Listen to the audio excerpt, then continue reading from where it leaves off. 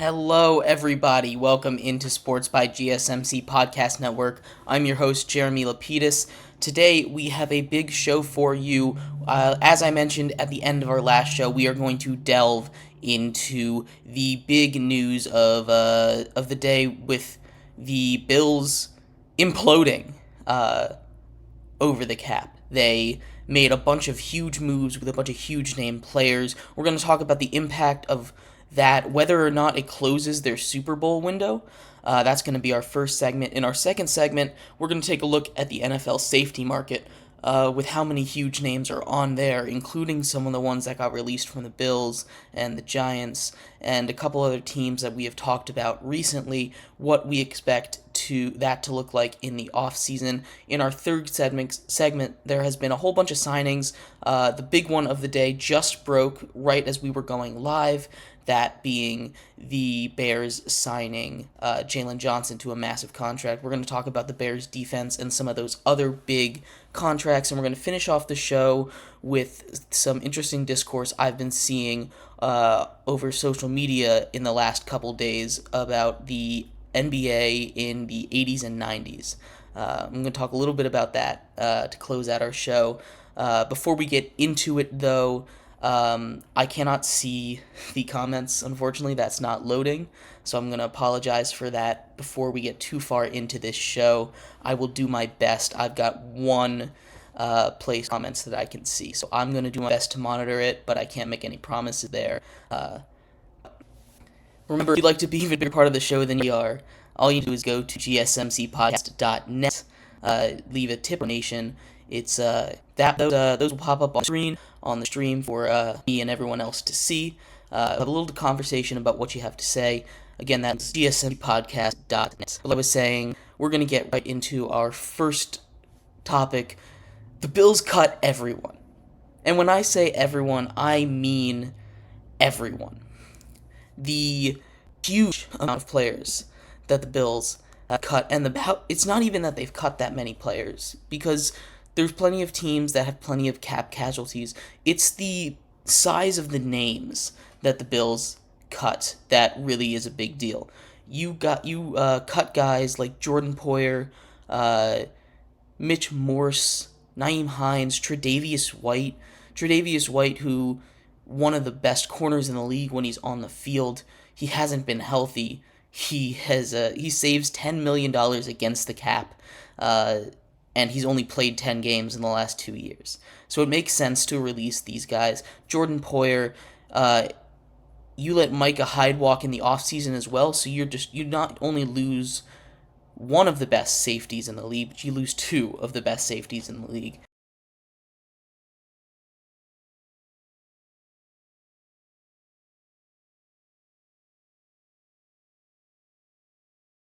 That safety duo was incredible, and now it's just gone. And you lose some other key depth pieces. You know, Mitch Morse is is a top center in the league. You've seen the Bills run without him. They had a lot of issues this season, in particular when he wasn't on the field. There were a lot of botched snaps in key moments without Mitch Morse there. Nyheim Hines, he's a depth running back. Really good on special teams. He obviously had that moment, the game back from DeMar Hamlin last year when he had 2 kick return touchdowns. And Cyron Neal and Dante Hardy, two, again, depth pieces. This is all to save cap. That's the reason that they cut everyone. They also were able to restructure Von Miller's contract, a huge contract for a guy that is 35 at this point, I believe, and is having a little bit of trouble staying healthy.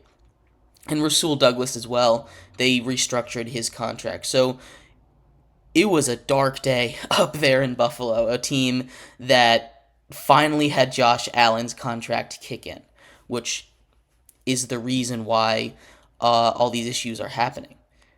You have a lot of problems going on in that Bills organization. And the real question, after cutting the entire secondary, huge piece of the offensive line, what does their Super Bowl contention window look like now? Are they still in it?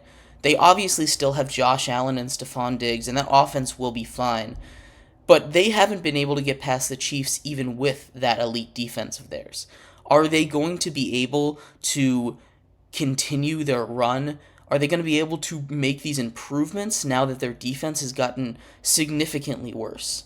And we'll break down a little more of the safety market as we move into our next segment.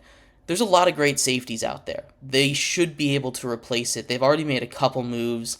They brought in a backup quarterback. They brought back Mitch Trubisky to back up Josh Allen returning again from Pittsburgh.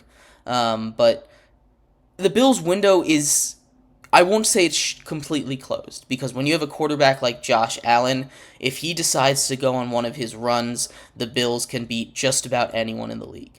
I truly believe that Josh Allen raises the level of game, not just on his end, but for the entire offense. He is a one-man offense, and if he gets hot, there's really no one else in football that can carry a team like he can. That's not to say that he does this all the time. It's just that if there are moments where Josh Allen says, you know what, fine, I'll do it, and then he does it. And no other quarterback, no other player in the NFL can really do that. There might be better quarterbacks out there. Patrick Mahomes is a better quarterback, I think. You can make the argument that Joe Burrow is. Still think Josh Allen is the second best quarterback in the league. But Patrick Mahomes can't take over a game like Josh Allen can on all facets of it. Josh Allen, with his legs and his arm and just his size and presence, it's something that makes him it makes him the second best quarterback in the league. It's a skill that no one else in the league has. So the Bills are still going to be a good team, but in that division, competing with Miami, a team that beat that division last year, and then having their defense get decimated like this, and obviously it's too early to call that they're done because the offseason's barely started. And we've a whole lot of moves today from guys that had already gotten cut, and we had seen a whole bunch of moves yesterday as well, some smaller ones, but the Bills decimating their defense, it's tough. You look at a team like the Saints, who are constantly in this situation, and they're in this situation against, they seem always find around it. I don't know what they do. They always kick the can down the road. Every single year, they aren't doing that. They're saying, we're going to deal with this right now. We're going to just, bite the bullet, hope that we develop draft picks. It's going to be a really important draft for the Buffalo Bills this season to see if they can continue to be contenders. I think this drops them down a tier in the NFL, honestly. I think losing the amount of quality players that they did in one day is really, really tough. And I know some of these guys are older, but still, it's going to be tough to replace that production. It's going to be really, really tough to replace that production. So I'd love to hear your guys' thoughts. Leave a comment. Let me know what you think about the Bills destroying their lineup right there. Obviously, they had to do it. They had to get under the cap somehow, and it's never easy to make those decisions. It's super hard. It's probably the hardest part of being an NFL GM, dealing with the money. In a perfect world, you turn the salary cap off and you say, give me the best player, I want him. But that's not how the NFL works. You have a cap. You have to stay under it and have to manage it. And it's super. The Bills ran to the cap wall. It's like a Roadrunner cartoon. They thought they thought they could make it. Slap. They were done. So they had to deal with that the hard way. And I think the Bills will be able to regroup. There's plenty of people out there in the offseason. We'll talk a little bit about that coming up in our next segment with safeties. There's plenty of safeties out there you can probably get for relatively cheap to replace Jordan Poyer and Micah Hyde. That's a huge start right there. It's going to be a little harder to replace some of those guys. Corner is super. Again, that's a position that's getting paid. We saw Jalen Johnson just get a $19 million average annual value contract. Not resetting the market, but putting him right up there with some of the best. So corner market's expensive, safety market isn't. But that's coming up in the next segment.